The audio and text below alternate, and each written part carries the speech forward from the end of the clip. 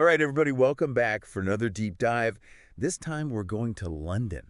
Ooh, London. Yeah, and we're going to be looking at a really fascinating entrepreneur Okay. who is capturing London's skyline, but in a really unique way. All right. I'm intrigued already. So he's doing these custom labeled panoramas, Okay. and he's actually working between London and Switzerland. So he's got like the cityscapes and the mountains. Yeah, exactly right. They're two completely different vibes. Yeah, that's sure. But what I think is so interesting is he's kind of had this evolution in the way he's thinking about Okay. his business Yeah. and the way he's thinking about capturing the city. Because, like London, it's always changing. Oh, yeah. It's constantly evolving. So let's sort of like start at the beginning Okay. and talk about how he's approaching this. Yeah. So he's got this venture called Your Panorama. Your panorama. Yeah, it's a good name. Yeah, it is. And he's doing these custom labeled panoramas. And yeah, he's working between London and Switzerland. And I think that's so interesting because Well, I mean, mountains, they're always going to be there. They're not really going to change much. right, exactly. But a city is completely different. Like every time you look at it, there's something new being built or something's been knocked down. Yeah, it's almost like you can't capture it Yeah. in a single image. And he ran into this early on with his panoramas. Really? Yeah. So he found that when he was focusing on the riverside views of London, those were successful because they had that kind of like timeless quality. Right. The river's not going anywhere. Exactly. But when he tried to do panoramas of like the city or Canary Wharf, Oh, yeah. That's where all the skyscrapers are. yeah, it was much harder because the skyline was constantly changing. Yeah. And so, like, what happens when they put up a new skyscraper right in the middle of your panorama? Exactly. And all of a sudden it's dated. Yeah. That makes sense. So he kind of like stepped away from the London panoramas for a while. Okay. So he was focusing more on the mountains. Yeah. Yeah. He was like, okay, mountains, you guys are much easier to deal with. They stay put. They stay put. Yeah. But then a few years later, he went back to London.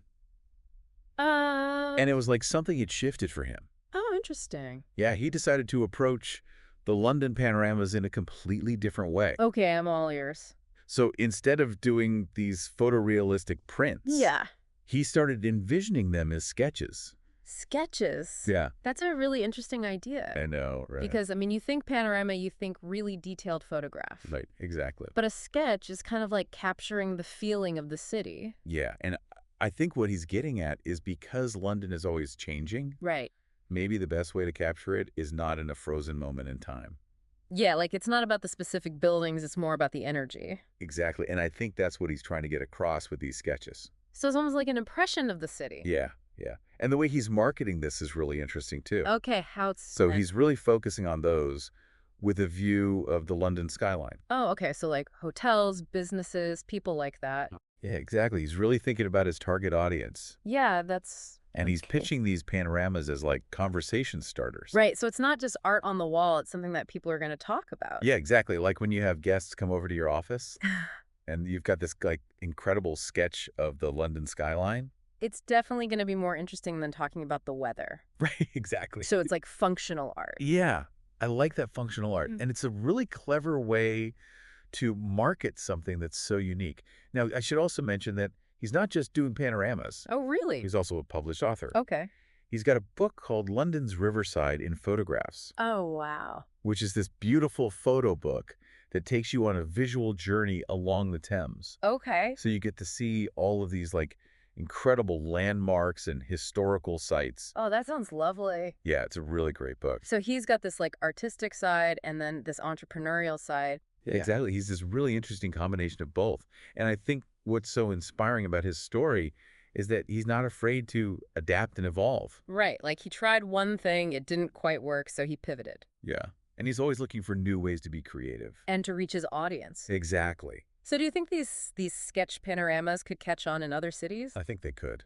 Like imagine a New York City skyline that's sketched out. Yeah. Or like Dubai or Tokyo. Yeah. All of these cities that are always changing. It's kind of like a new way to look at urban landscapes. Yeah, it's a really interesting thought.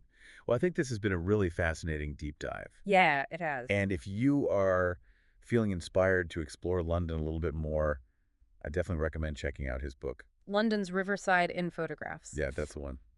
Until next time.